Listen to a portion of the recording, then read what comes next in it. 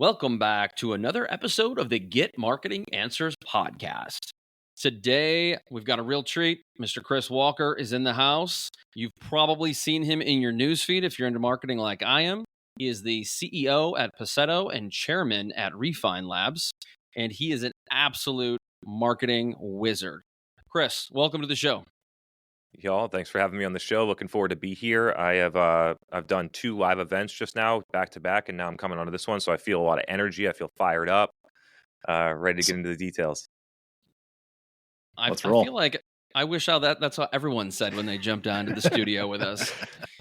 All right, Chris. So what we like to kick off the show is by asking our guests a little bit about their journey and how they got to where they are now. Cool. How long we got? You want me to just give you the overview, or you want me to go deep? Whatever you want. The ball's in your court.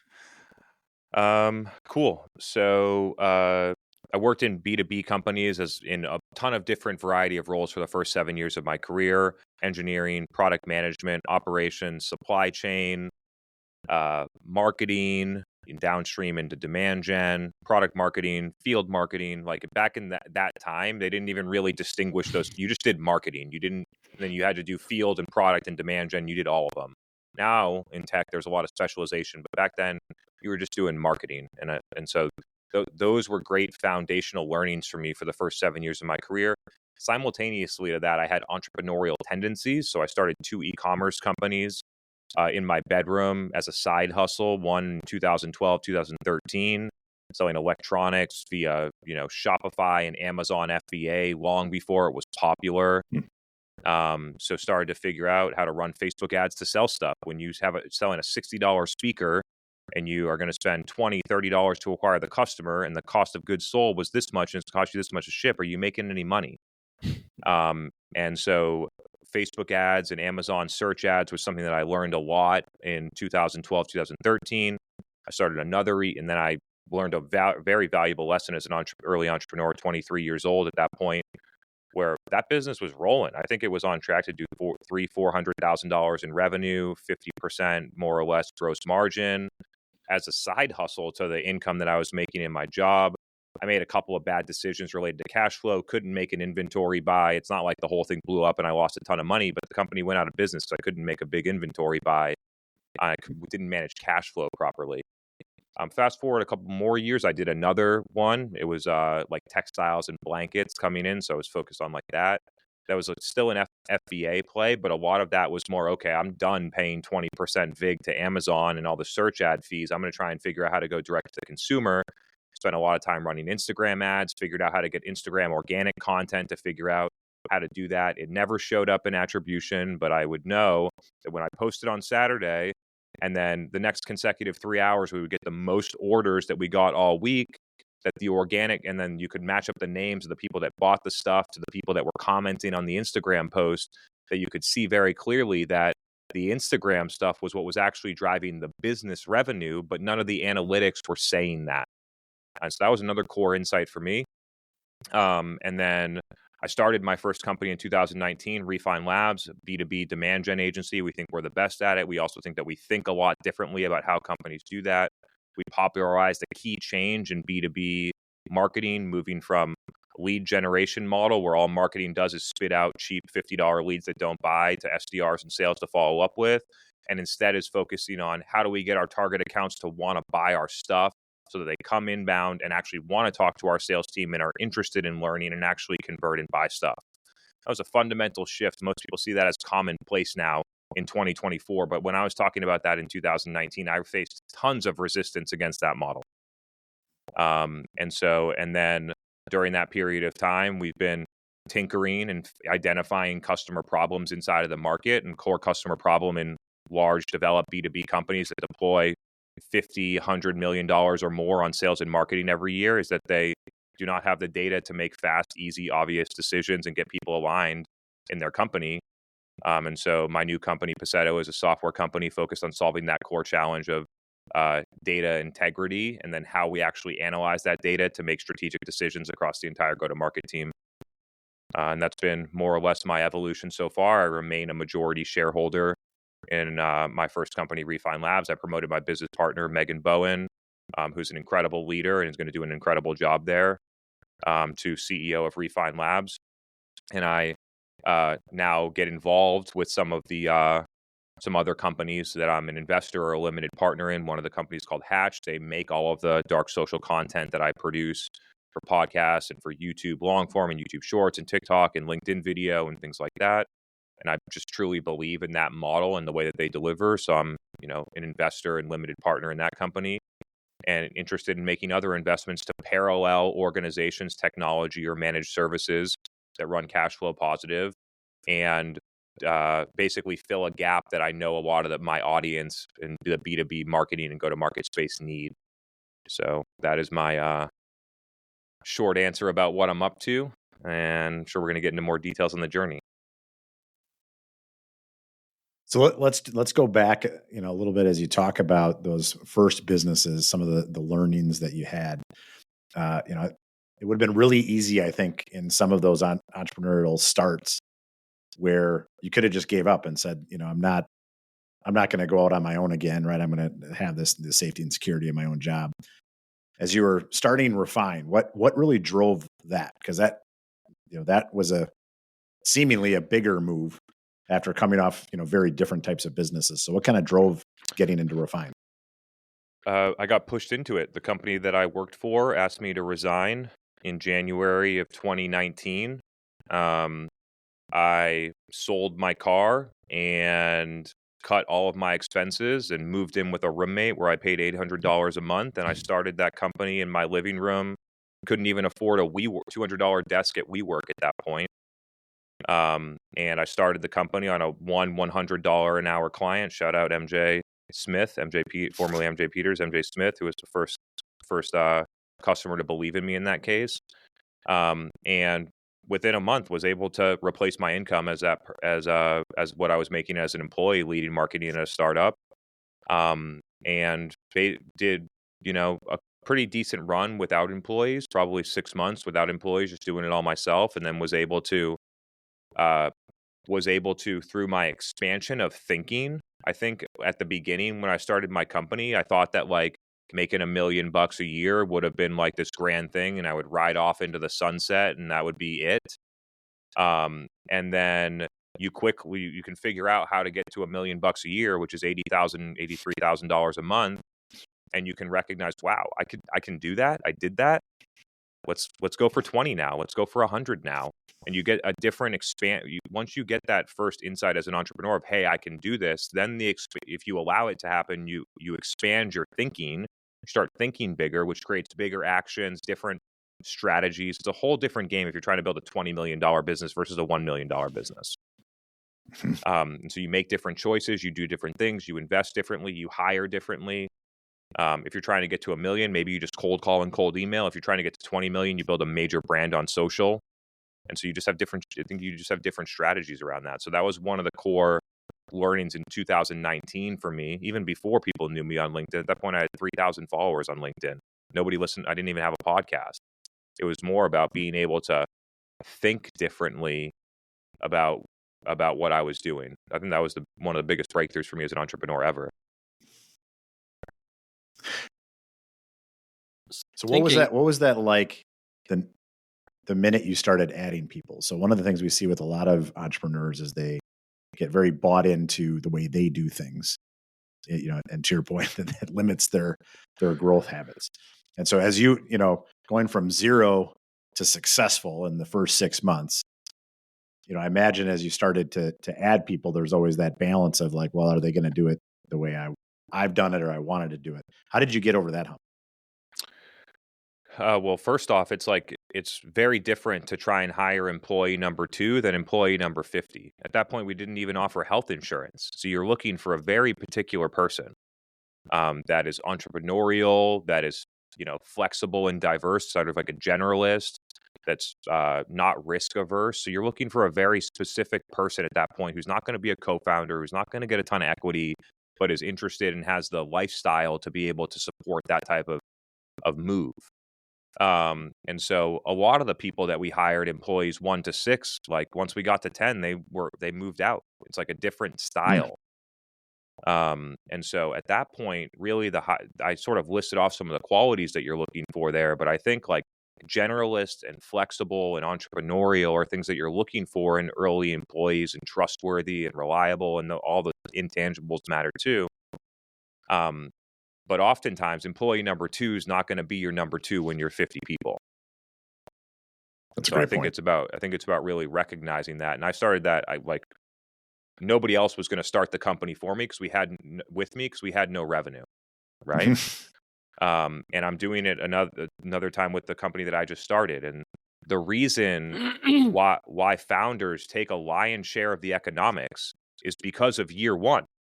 It's because the year where I have to pull money out of my portfolio to support working capital in the company, where nobody else wants to do that for themselves, where I have to slog around and do all the hard shit that feels like you're putting in so much effort and you're going nowhere for a long period of time until finally you reach traction, and then people start believing in you, and then people start wanting to working with you.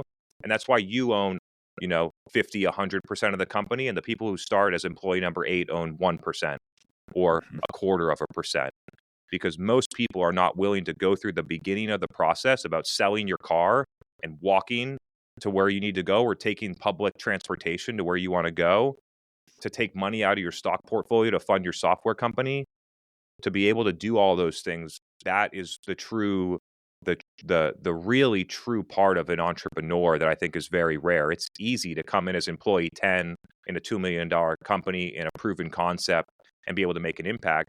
And it's not to discredit those people at all. You need those people. Like, I'm not that person. You need those people to build companies. But it's not where you create a majority of the economics, because finding the problem and getting the traction and developing the solution is actually the hardest part from my perspective. It's the part that many people don't want to do, because it requires going backwards, whether it's in salary, net worth, the things that you own, what people think about you. It requires going backwards. Great perspective. Chris, when you started your journey as a business owner, entrepreneur in marketing, why did you choose B2B? I've always felt like, and maybe not me so much, but a lot of people in marketing say B2B is so much harder than B2C. What made you decide to go that path? How do you define harder? Great question.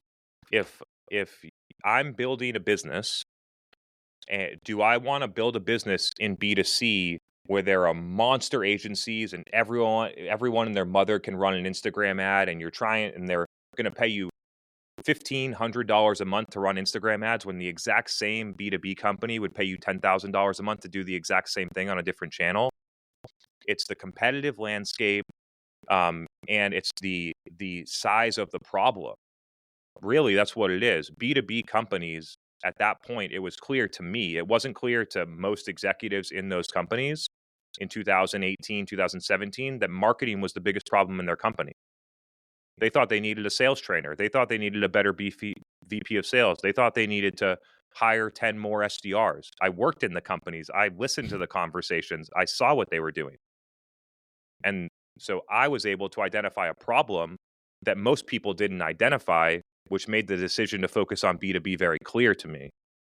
And so I think that there's a lesson there about, as you think about the strategy, it's not really about doing what everybody else is doing. It's about understanding your customer and where you can drive the most differentiated value. So speaking of that differentiated value, where do you find that a lot of businesses get it wrong? And I know the answer is probably it depends, but I see so often it's the positioning, it's pricing, it's creative, it's a lot of different things. What are you seeing in today's world where there's a struggle with B2B marketing, if and when there's a struggle? I think it depends on the company maturity stage, and at different stages, you have very different problems.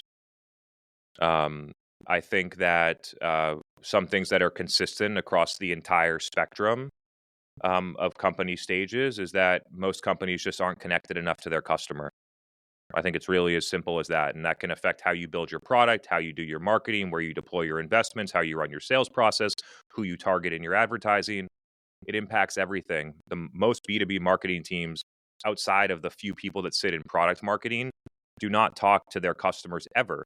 Demand gen people do not talk to, if you're selling FP&A software to a CFO, as a demand gen person, you're not talking to a CFO. You're just trying to hear what product marketing is telling you and then trying to do that. And so I feel like B2B companies often become disconnected with their customer, which impacts their go-to-market and their product strategy. Those issues are very apparent in early stage companies because most people are like, I don't want your product, right? So the disconnection from customers is more easy to pick out in smaller companies because they face friction immediately and they're not quote unquote successful or deemed successful. But if you could go and look at $100 million companies that are seemingly successful that are just as disconnected from their customer, that are building on the wrong roadmap, that are marketing in the wrong channels, that are running a sales process that their customers don't want. And so that's a consistent theme that I see is just not having a laser focus on really understanding and listening to your customer. I feel like people get happy ears. I feel like people try to get they either ask leading questions or they just make assumptions around what they want to hear rather than listening to their customer and hearing what the customer says and then saying, okay, how do I make this true information that my customer just told me? How do I use that to make it work for me? And I think there's a real learning in there. I've always, because like in 2013, I was working for a company and they, I'm 23 years old and they hired me to evaluate and make a business case around a technology they were thinking about investing in. And I'm 23 years old and I'm running the business case and I sit in the executive meeting and I say, based on the data available, we should not spend $1 million to build this product. The market's not big enough. There's more price pressure. There's a lot of competition. We should not build this product. And that was going out and listening to what the market is telling you about willingness to pay, available alternatives, how they're going to handle it, things like that lead you to not even create a business that shouldn't be created in the first place. So I think there's a lot of interesting. Whenever I've made poor decisions in my career and in my businesses, it's because I haven't been connected enough to my customer. Always. I love what you said there. And it's so interesting that you said disconnected, which I think is 100% true. But there's a lot of newer, younger companies who fail to ever get connected. And I hearken back to this because if you go to sales is very much a relationship game, especially in the B2B space. And so if you translate that or try to apply that to social media, cultivating engagement leads to relationships over time, hopefully. And if you build those relationships, I think that helps you build some connection. Is that a fair assessment? Fair assumption? I think that when most people think about the differences between sales and marketing, they kind of get it confused. What people see when they see me do things, they see me as a marketer. I'm out here making content. I'm posting content on social media, which must be a marketing channel. I'm out here doing a webinar. Marketing does webinars. I'm out here selling shit. I wouldn't be doing this stuff if it didn't have a tangible impact. I'm just not being a slimy salesman trying to pitch you on my stuff while I do it. I'm being objective. I'm stating facts. I'm using data, and I'm helping you see the reality of what's happening, which leads you to solutions that I offer or things that most people that listen to my content never pay me a dime. Probably 98% of people that listen to my content will never pay me or my companies at all. And they'll get a ton of value and they'll do something. And the important part is when they do something and it works, then they're going to tell someone to attend my event, listen to my podcast, buy my company or something like that. And that's how that plays out. And so what I'm able to do is be able to produce information that makes sales way easier, that actually allows my customer to independently convince themselves that they want to buy, so that when they're talking to me or my companies, it's more of just an evaluation of how is this going to work? How do I get my team on board? What is the budget thing? What are the nuances of the deal? Which is, as a seller, that's what you want to do. Everyone loves selling for companies where people love your product and want to buy it. And a lot of people are coming and want to talk to you. So I think that the idea of sales is relational. I think the way and one-to-one, I think the way that you build relationships is very different now. So many people feel like they have a relationship with me. I've never met them in person. I'm walking down the street in Austin. People come up to me. Someone buys me a bottle of wine at dinner. Someone says hello to me when I'm walking down the street, asks me a question. They they come up to me, they feel like they know me, and we've never met before. And so I just feel like there's a different way to scale the impact that makes doing marketing well makes sales a lot fucking easier. I don't know if we're allowed to swear on here, but Hell yeah.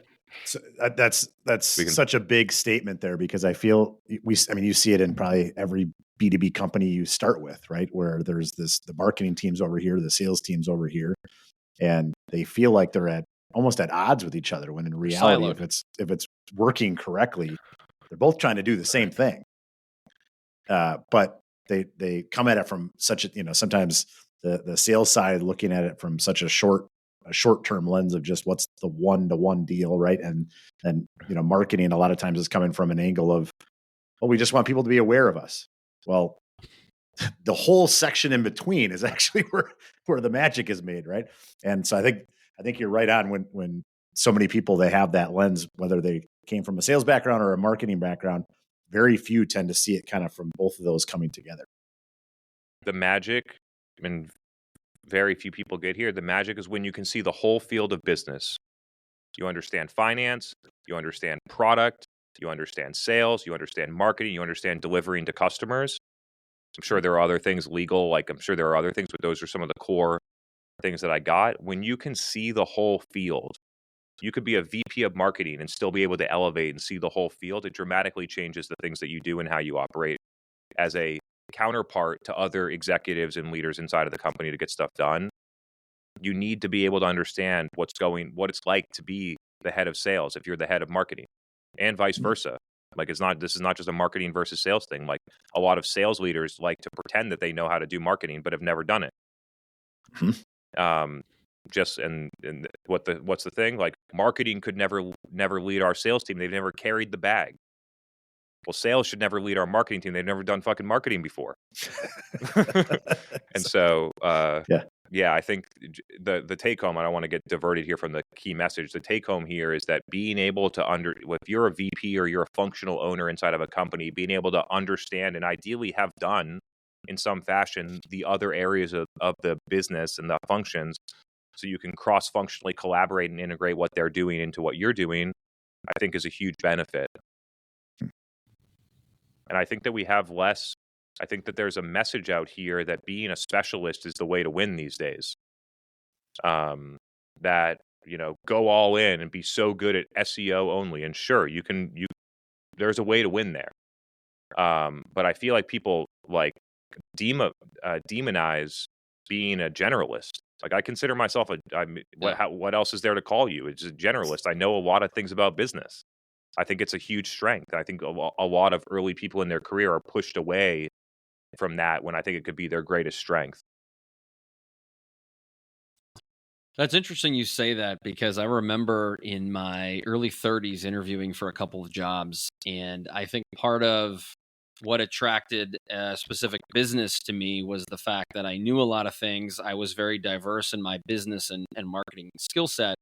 But at the same time, this one person said to me, "We don't know what box to put you in." And if I'm being honest, it's not that I had a big ego, but I'm like, bitch, put me in a box. Like, what are you doing? Like, what do you mean put me in a box? And I'm like, isn't there like a marketing job specifically for someone who has a diverse skill set? Isn't there a role for somebody like that? Or if you just want me to do social media, I'm like, I don't want to be put in a box. That sounds fucking terrible. It's terrible. It's what most companies do too. So how do you get if you're talking to a sales team or a marketing team or both, as you've gone into businesses, how do you get them to start seeing the side of the other side of the fence? By looking at data and analyzing it objectively and leveraging the data to understand what's going on in our business, and then making a decision as a team about what we need to do to move the metrics that matter. That's what I've never, like, for many early years of my career, it was my opinion. I hadn't worked with enough companies. I didn't collect the right data. I didn't have the data. I saw patterns. They were anecdotes. At this point, I'm beyond that. At this point, I've seen 500 companies' Salesforce instances. I've looked at 50 companies in the past 6 months about how they deploy tens of millions of dollars in marketing, what channels they go on, what goals they have, how they're measuring the effectiveness of it, what their QBR decks say. I've seen enough stuff to know what's going on now.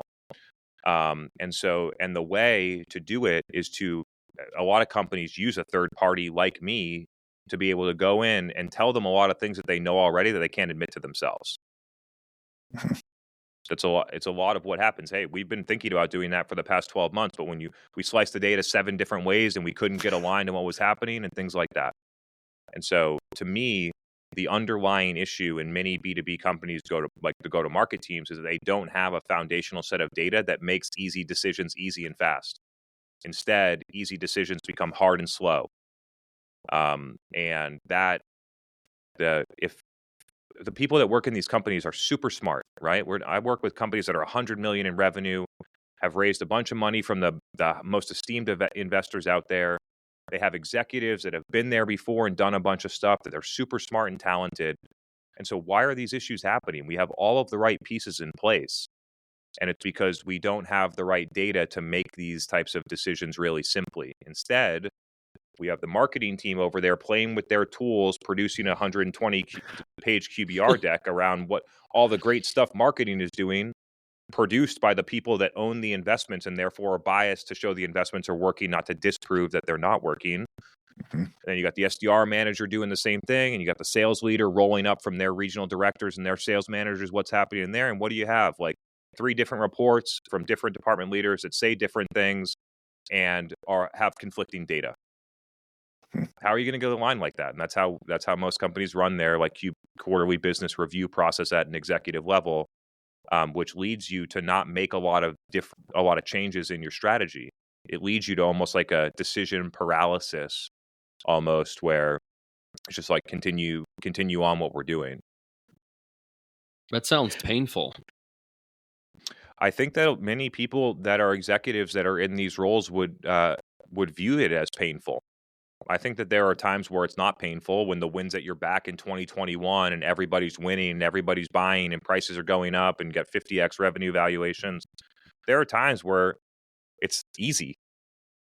It's easier. It's perceived as not hard, right? And there are times where things are hard. And I think what happens is that good times create bad behaviors. And then when good times change to bad times, those bad behaviors create really bad situations. And, my company hasn't been perfect. My company went through some of those things. And I know almost every other company out there, because I see their business data. I see what's happening. Almost every company has struggled with this. Almost every company had slowed growth in 2023 compared to previous years.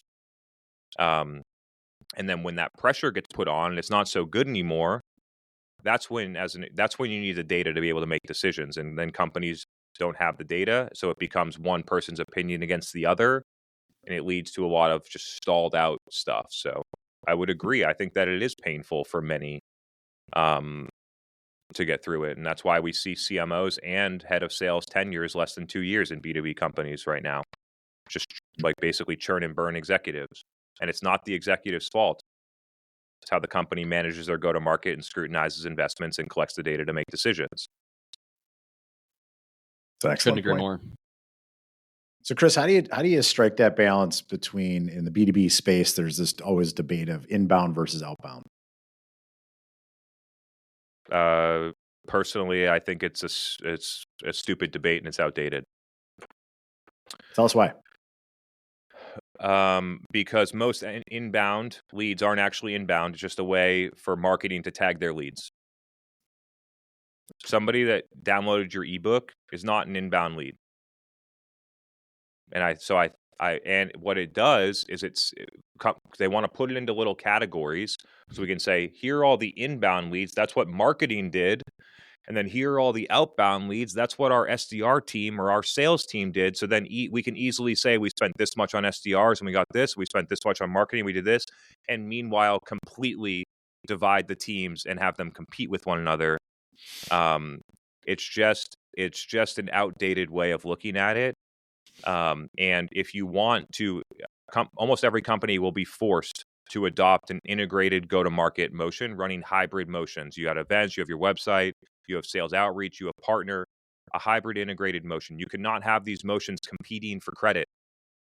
You cannot. And the core underlying issue is that companies try to scrutinize their marketing investments against those things, or their sales investments, SDR partner investments in those things.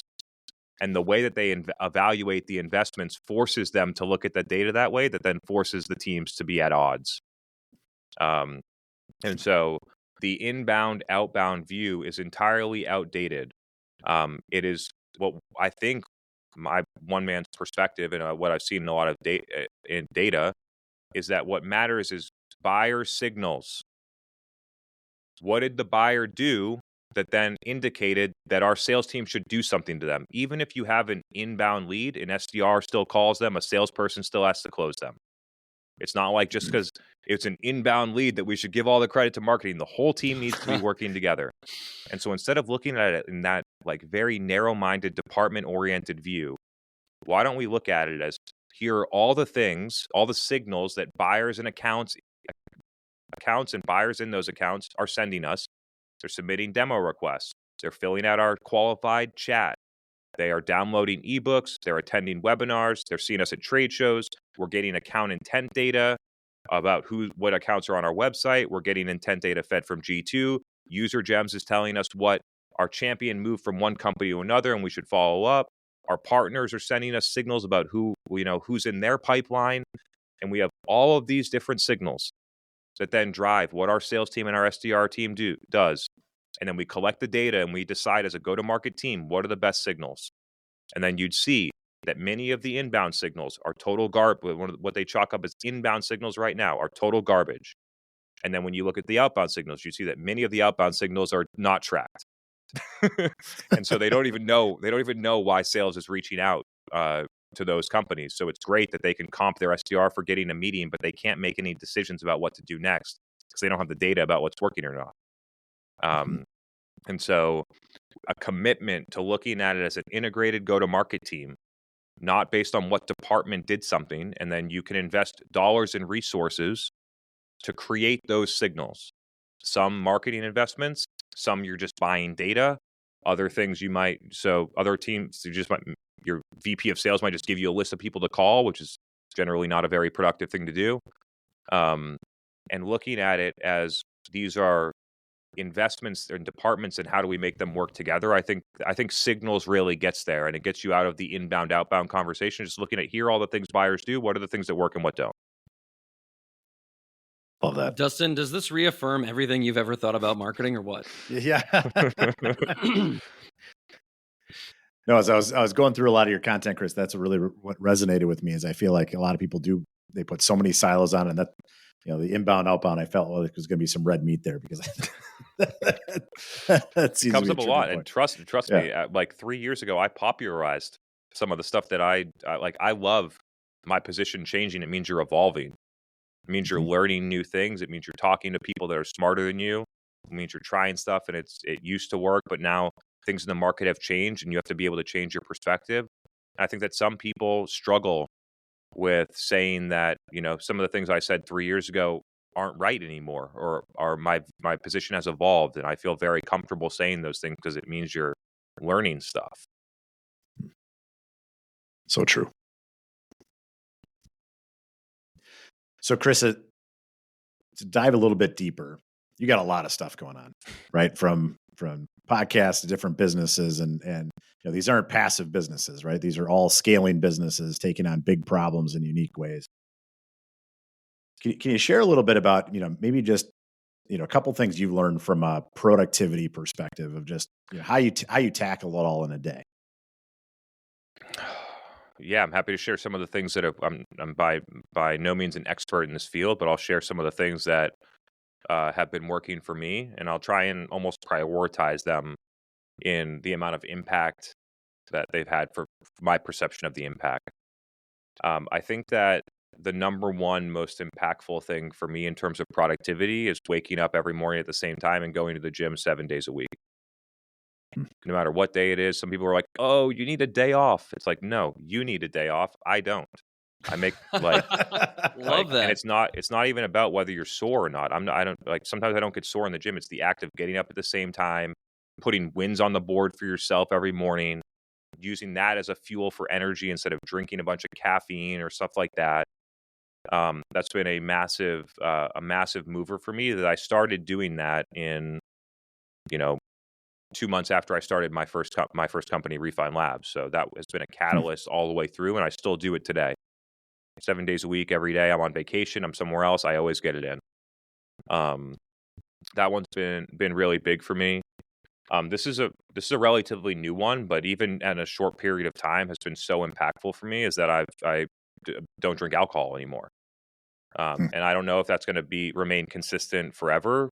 It's almost surprising to me, because I didn't really nothing bad happened or nothing. It's just like, I just January 11th, I just stopped drinking alcohol, and now I get a soda water with lime when I go somewhere, and I feel better the next morning.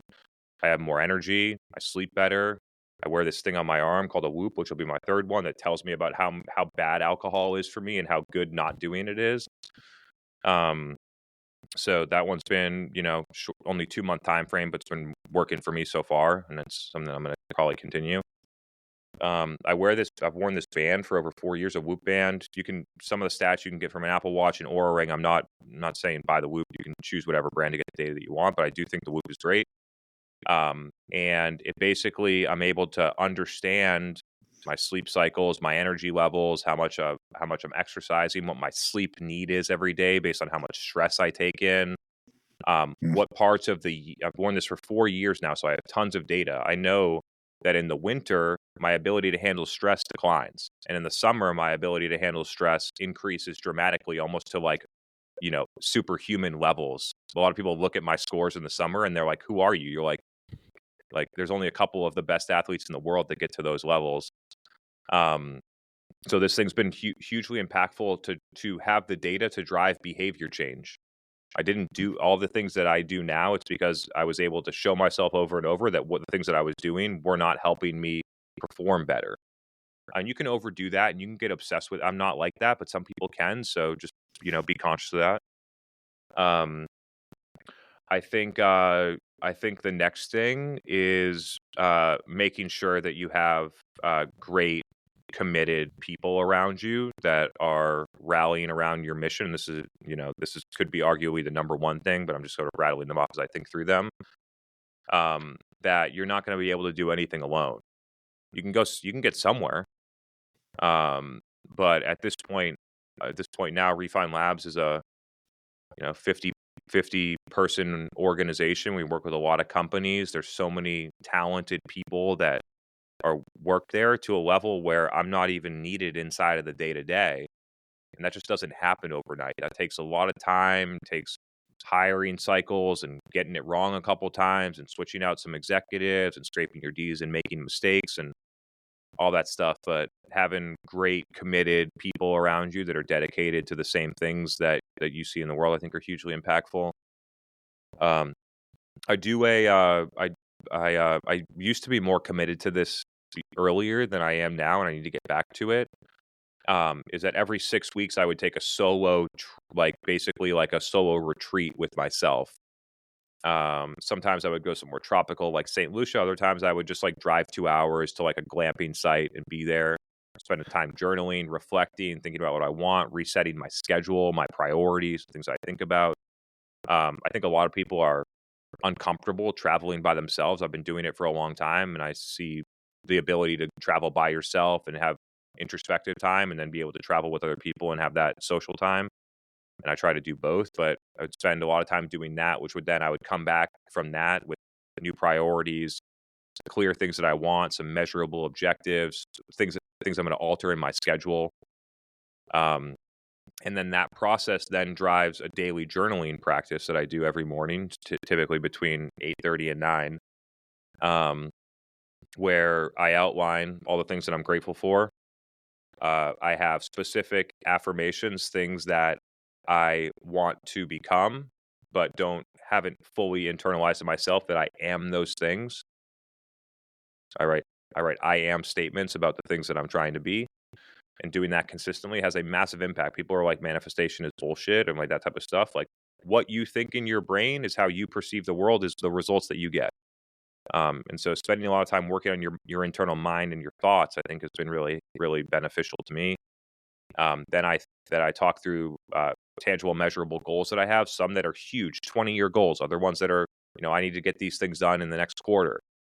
And then based on that process, then I write down the 5 things I have to get done that day. So I remind myself about the goals that I have, the person I'm trying to be, the things that I'm grateful for, and then I go and talk through and I figure out what are the 5 most important things for me to do today.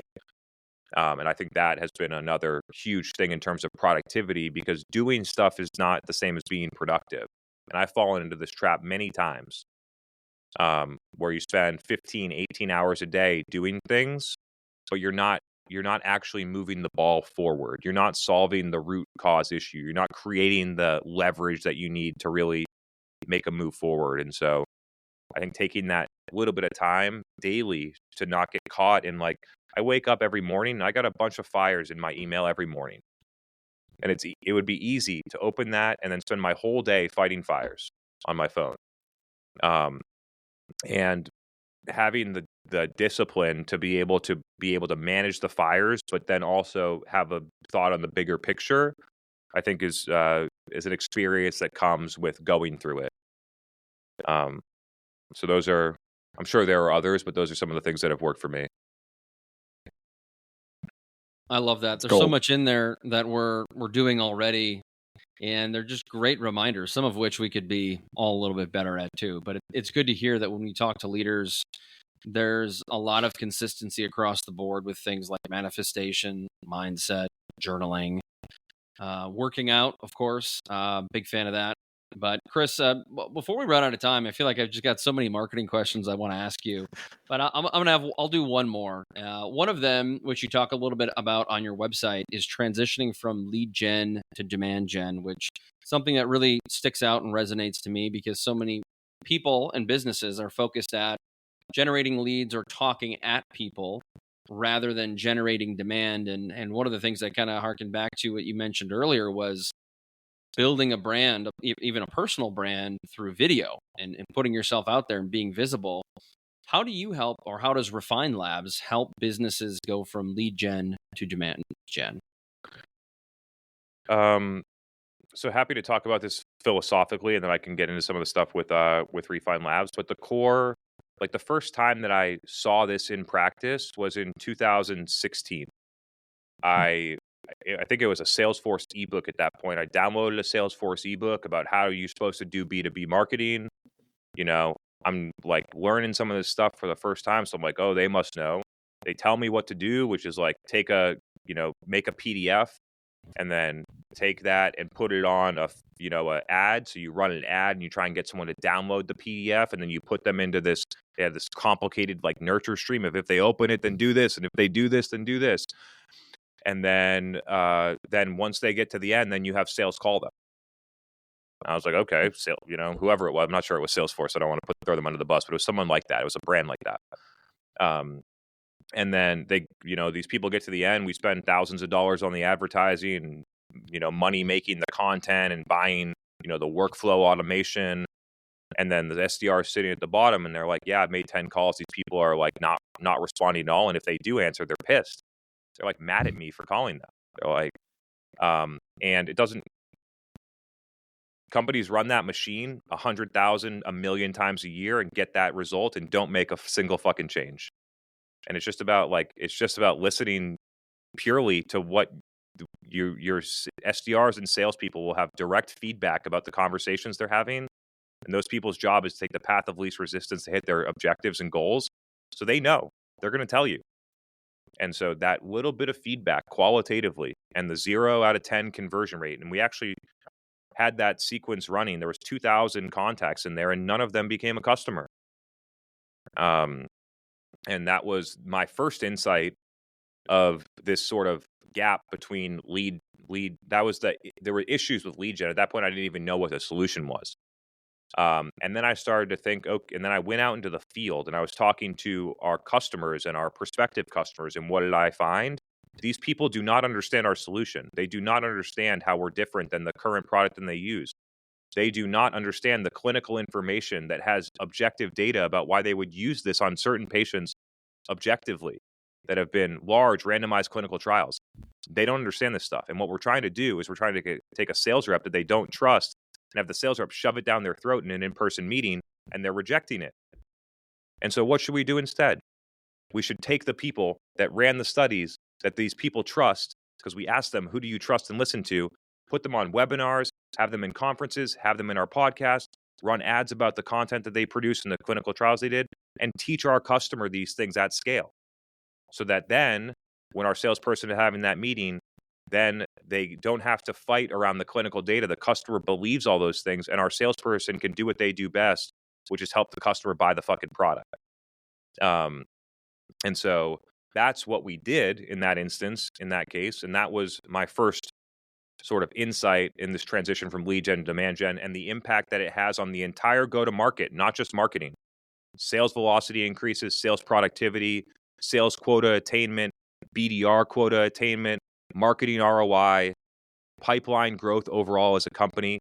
When you do this, when you fix that part and you stop having marketing spend all the dollars generating shitty leads that actually just help, they don't help the business at all. It's actually detrimental. It wastes all the other people's time in the go-to-market following up with these people that don't buy. And the data is very clear around that.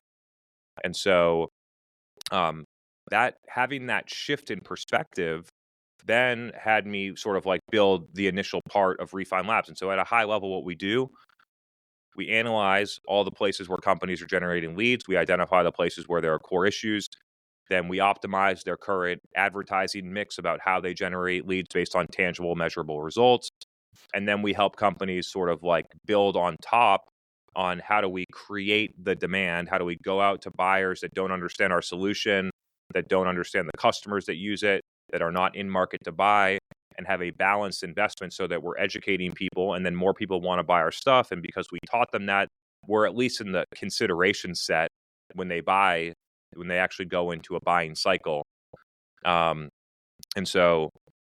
the reason that all the lead gen stuff happens and still happens today in many companies is because the go-to-market metrics incentivize it. The operating model that companies use, that's what they think marketing's supposed to do. Marketing gets leads, SDRs call those leads, then sales has to close all the shitty leads that get through that process. And when you rethink and you recognize that marketing investments can create demand, capture intent, convert pipeline, and expand accounts, that marketing investments can work across the entire customer lifecycle, that you realize that measuring marketing on how many leads they got is fucking stupid. And so that is the lead gen to demand gen. I will say that I love the progress that has been made. Like almost everybody is at least now educated on this distinction, which 5 years ago they weren't. But I gotta say, most companies still don't do anything about it. And I have been, I've been in this industry. I've been working in B2B companies since 2012, and as an entrepreneur, I've been involved in this for 5.5 years. And I am wildly surprised at how slow this market and the companies inside these markets move. I'm sure that the exact same thing is in B2C. They move slower on different things. But it takes, there's a lot of inertia and there's a lot of data and there's a lot of clear rationale about why you would do something different than lead gen. But I would say still a majority of companies still don't do it. And my conclusion, there's a handful of smart people that are going to do the best thing that makes the most sense. And those people are going to win no matter what. And then there's a large majority of people that are not going to make a change until they feel extreme pain, personal pain, or the pain inside of their company to be able to make a big change. And I feel like this time period, what we're going through right now, is starting to or has caused some significant pain, which allows people to question the things that they've historically done and will get forced to try new things because what they are doing is clearly not achieving the result. And I think that we'll look back and say that this time period, and I think that I'll look back on this in my career as well, and look at the period from 2022 to 2024, this 3 full year period, as a hard period of time, especially to be in tech or tech marketing, tech anything. But we'll look back and say that it made some of the most impactful changes. I think that when you look back as an entrepreneur, the things where you feel the most pain, the most friction are actually the most valuable. And sometimes it's hard to recognize it when you're in the eye of the storm. And only in hindsight, when you look out, can you say, wow, I learned some lessons there that are going to give me tens of millions, hundreds of millions of dollars of value over the rest of my life. It hurt in the short term. It cost me a lot of money in the short term, but 99.99999% of people don't ever even do the things to learn the lesson. And now I have the lesson.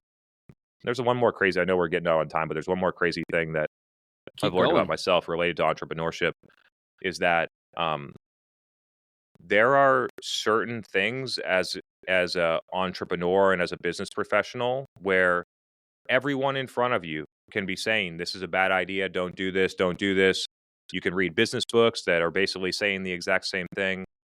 And there are many instances where the only time that you really learn the lesson is to do that and then feel the fucking pain and really feel it. And that's happened to me when it comes to cash flow management and a variety of other things that have happened throughout my entrepreneurial journey. And I would encourage people to not make some of the same mistakes that I've made, to be able to learn from either me or other people, and to be able to have the knowledge. Like I'll tell a story I don't think I've told anyone before. I think it was October of 2021. Refine Labs was on a rapid scale trajectory from September of 2021 to January of 2022. We went from $6 million run rate to $22 million run rate. Massive trajectory. And in the middle of that massive trajectory, one of my best friends, I've known him since high school. He's a esteemed investor and venture capitalist. And he brought me to the side and said, you better stuff your coffers. It's about to get really ugly out there.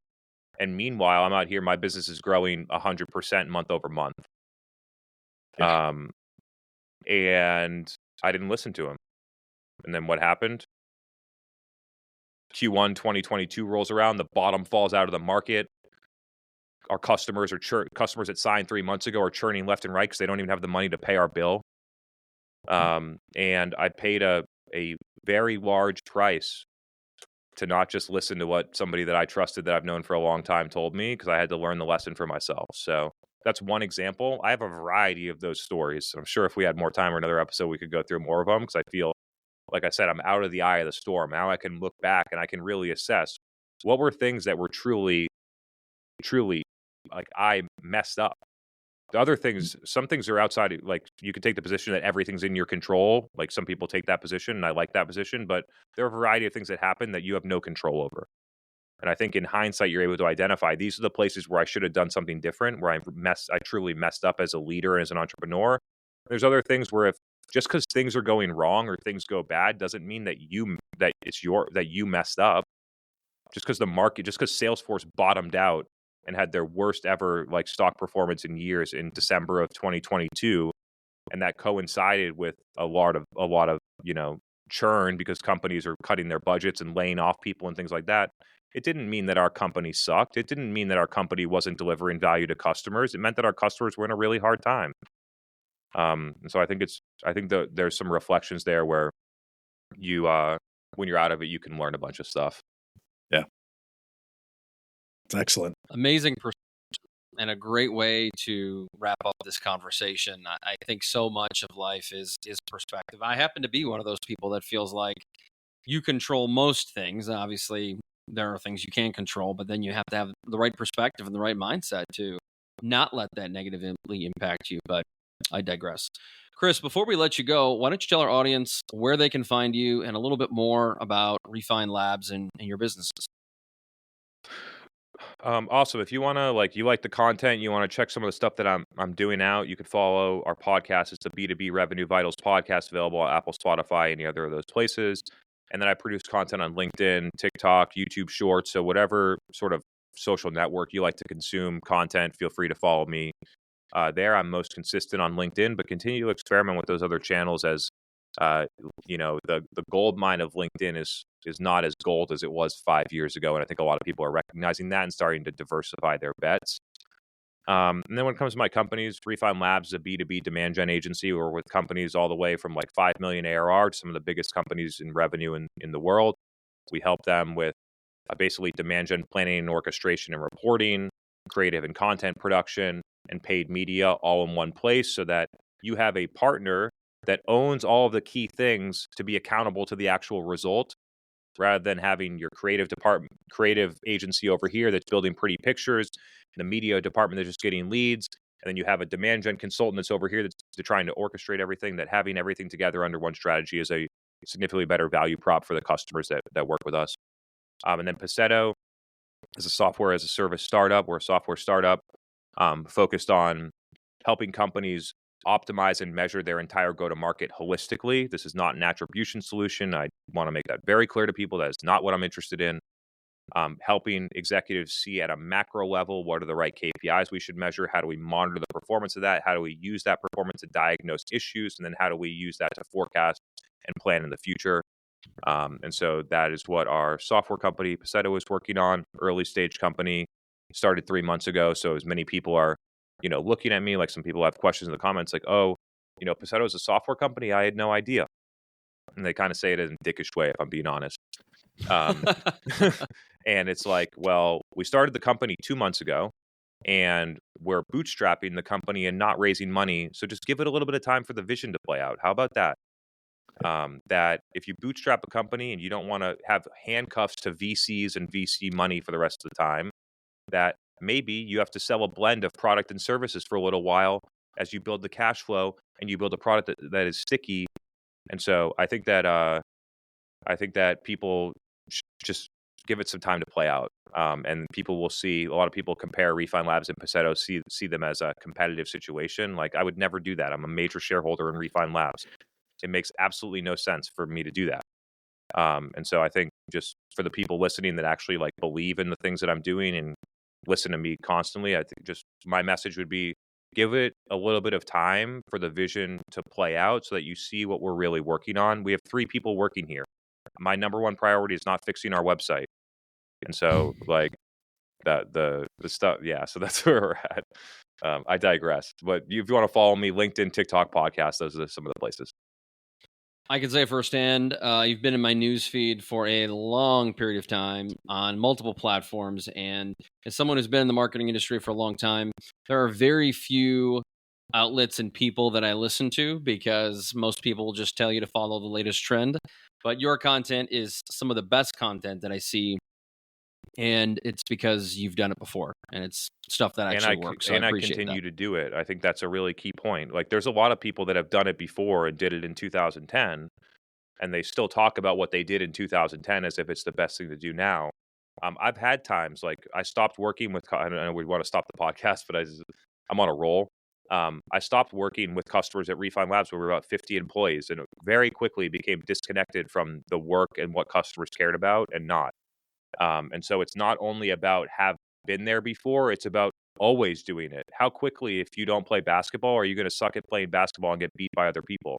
It's actually about keeping doing it. People see the holy grail of like, oh, I want to be an executive so I don't have to do this stuff anymore. And that's like the beginning of the beginning of the end of you becoming irrelevant, is when you get out of the work and the process. So I think people listen to me because I continue to do it. And because I continue to do it, I have real insights that they feel because I'm in there doing it with them. Really appreciate you being a student of the game. Yeah, appreciate you following along and listening and the kind words. Thank you very much. Yeah, I mean, as I'm looking at your YouTube channel right now, I mean, 630 videos says enough right there. And that's not accounting all the other platforms and all the other stuff you've produced with podcasts and that. So, folks, if you heard it right now, check him out. Follow, subscribe, download. He is the real deal. Chris, thank you so much for being on the show. To all the listeners, thanks for your ears. Until next time, peace. Peace.